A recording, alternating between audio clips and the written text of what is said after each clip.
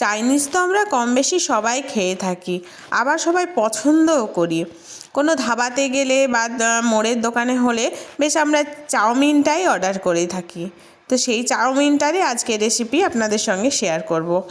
আসসালামু আলাইকুম, কেমন আছেন সবাই? আশা করছি ভালো আছেন। আশা বেস্ট ফুডিতে আবারও একটা নতুন রেসিপিতে আপনাদের স্বাগত। আজকে আমার রেসিপি এগ চাউমিন। তার জন্য আমি এখানে একটা কড়া নিয়ে নিয়েছি, সেটাতে জল গরম হলে আমি স্বাদ মতো লবণ আর ভিনিগার দিয়ে দিয়েছি। ভিনিগারটা কোনোভাবে স্কিপ করে গেছে, তার জন্য আমি ক্ষমা প্রার্থী।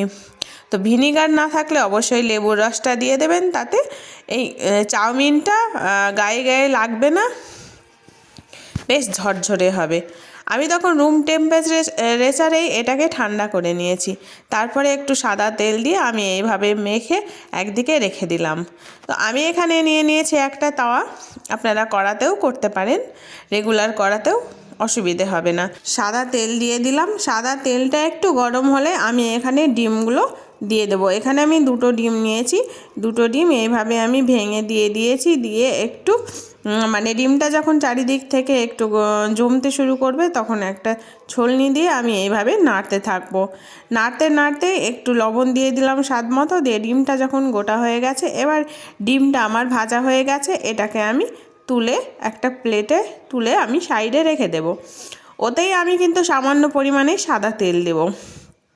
সাদা তেল দিয়ে পেঁয়াজ কুচি আর ক্যাপসিকাম, গাজর, আমার কাছে যত বিনস এই ছিল, এটাকে আমি একটু নরমভাবে ভেজে নেব। অবশ্যই একটু ভাজতে আমার অসুবিধা হচ্ছিলো, তাওয়াতে আমি কোনোদিন ভাজিনি, আজকেই ভাজছি।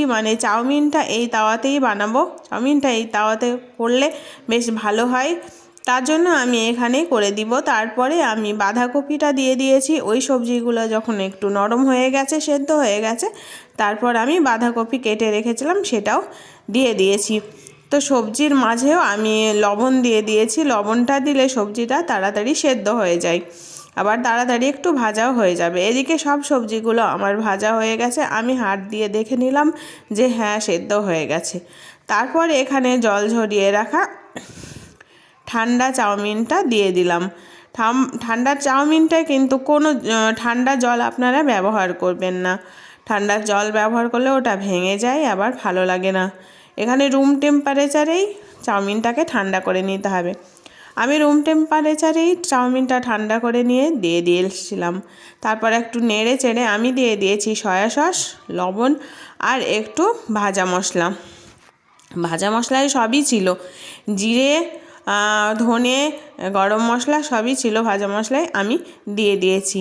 তারপর এখানে আমার অনেকটা ভাজা কমপ্লিট হয়ে গেছে। তারপরে আমি ডিম ভেজে যেটা তুলে রেখেছিলাম, সেটা আমি এখানে অ্যাড করে দিলাম।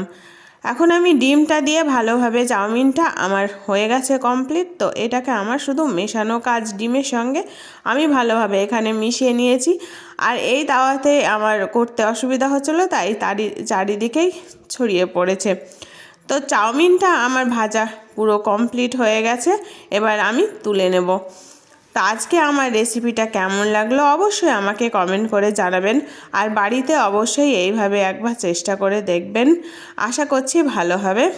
তো আমার চ্যানেলে নতুন হয়ে থাকলে প্লিজ লাইক, শেয়ার, সাবস্ক্রাইব করতে ভুলবেন না কিন্তু।